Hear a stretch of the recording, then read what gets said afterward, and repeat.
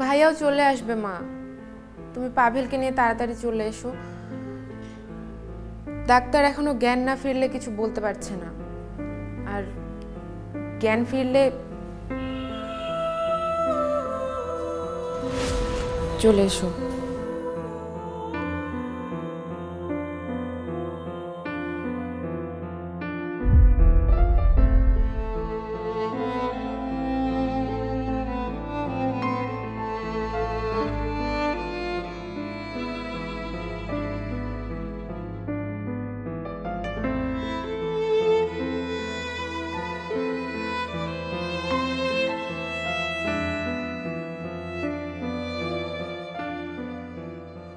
পারি, আঙ্কেলের সাথে যা হয়েছে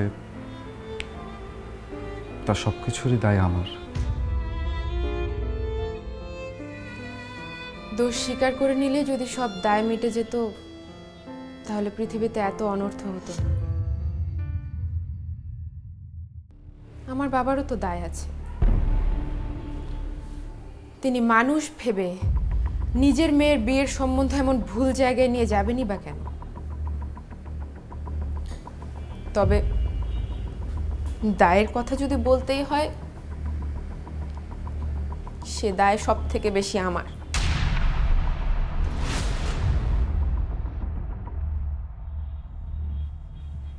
তোমার মতো একটা ছেলেকে ভালোবাসার দায়।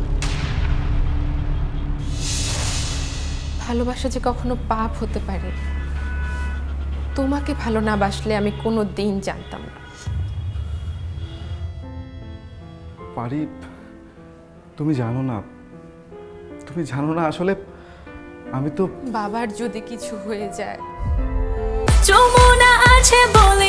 যমুনা রেফ্রিজারেটর, খাবার ফ্রেশ তো লাইফ জম্পেশ।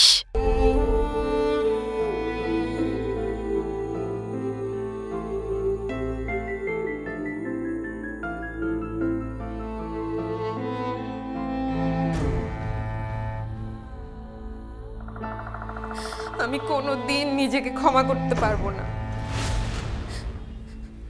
কোনো দিন আয়নার সামনে দাঁড়াতে পারবো না।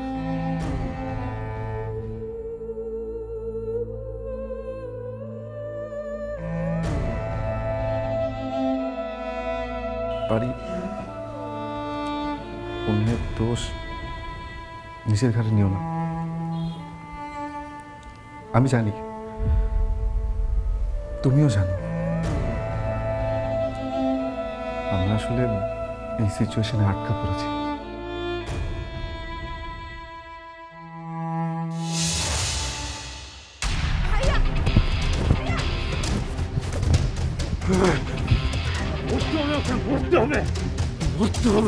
ভাইয়া, ভাইয়া ছাড় ওকে, ভাইয়া থাম, ভাইয়া ছাড় বলছি ওকে। ভাইয়া,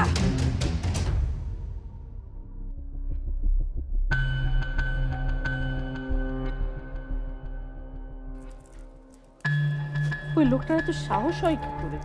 কিভাবে সে আমাদের অফিসে এসে উপস্থিত হয়? বাইরের লোকের সাহসটাই দেখছো, নিজের ছেলের দুঃসাহসটা একবারও দেখলে না? ইরফান নাকি ওই লোকটাকে নিচে নামিয়ে দিতে গেছে। ও নাকি ওই লোকটাকে না, ইরফান আমাকে নিচে নামিয়ে দিয়েছে, আমাকে মাটির সঙ্গে মিশিয়ে দিয়েছে। ও আমার চোখে চোখ রেখে আজকে কথা বলেছে। এমন ঘটনা তো আগে কখনো ঘটেনি আফসানা। ইরফান? হ্যাঁ, ইরফান।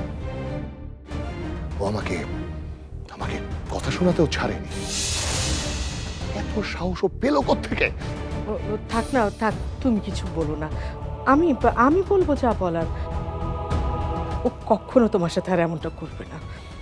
না না, চাইলেও তো আমি এখন ওকে কিছু বলতে পারবো না। আফটার অল, আমার বাজির শেষ ঘোড়া।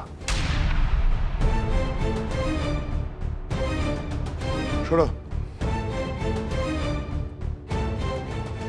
তুমি ওকে অবশ্যই বলে দেবে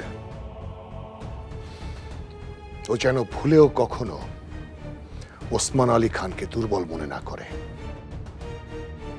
ও যেন ভুলে না যায় আমি ওকে জন্ম দিয়েছি। সব কিছুই ভালো চলছিল, এই মেয়েটার বাবা এসেই না। আচ্ছা তুমি কেন কিছু বললে না ওনাকে? বলিনি, আবার বলেছি। কি বলেছি জানো? আমি যা বলেছি তাতে ওর কি করা উচিত জানো? ওর উচিত মরে যাওয়া।